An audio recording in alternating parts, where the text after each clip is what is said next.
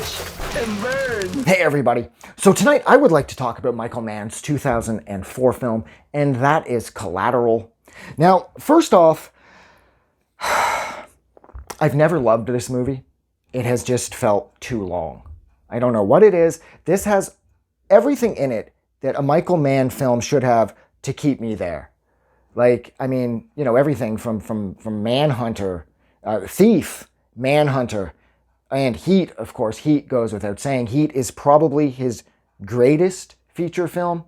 I mean, I would argue that probably his greatest work or his greatest contribution might have been Miami Vice, of course.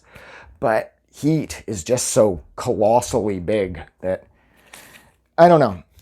This movie has everything that I do love about a Michael Mann movie, those patented top-down side shots of a Michael Mann movie where it's like a weird, awkward close-up on a person's face, and then like they're driving down the street or some shit, and then the camera, of course, will be mounted on the car, and it'll sort of swing around and show not just the entire close-up, it'll show the entire person, as well as who's ever sitting beside them in the passenger seat or whatever. It does that Michael Mann thing there that is beautiful and fun. Like I said, the top-down shots, that sort of that stormy sense of weather, too, that Michael Mann's movies always seem to well, not always seem to have, but it's like, whenever I think of Michael Mann, I picture like a Miami night with lightning in the background without any rain. And this movie has that going for it as well. Not to mention the fact that this movie is stacked as far as the cast is concerned. The two principals, of course, are Jamie Foxx and Tom Cruise. Jamie Foxx, he plays just a taxi driver who experiences some really bad luck. And Tom Cruise plays a psychopath who has been tasked with killing a number of people quickly throughout the course of one night. And he has elected Jamie Foxx to help him, whether or not Foxx wants to or not. It doesn't matter. Tom Cruise is terrifying. He is so much fun to watch as a bad guy because traditionally, as we all know, Tom Cruise usually doesn't play the heavy. He plays the good guy. But Cruise is fucking terrifying with his gray hair and that sort of dead look in his eyes. And then he still has that patented Tom Cruise intensity.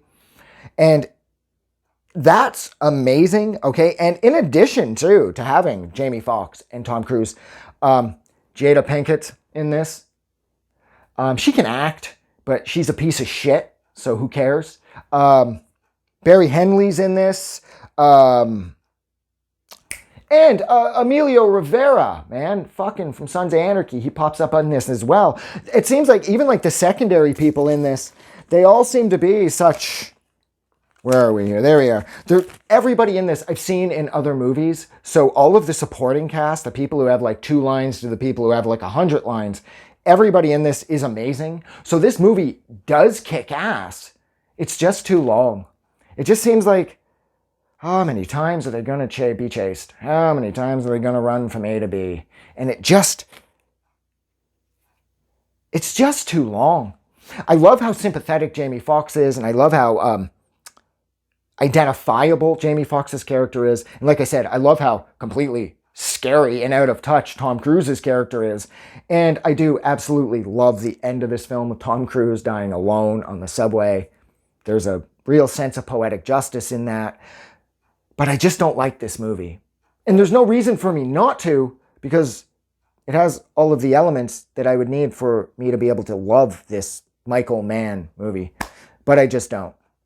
And that is where I'm going to leave it. So thank you so much for hanging out with me for a little over 4 minutes while I discussed Michael Mann's 2004 film, and that is Collateral. Like always, if you like this review, don't forget to do something nice for somebody. But most importantly, please don't forget that the world is actually a better place because you're in it. Like always, I'm getting out of here. Have a good night.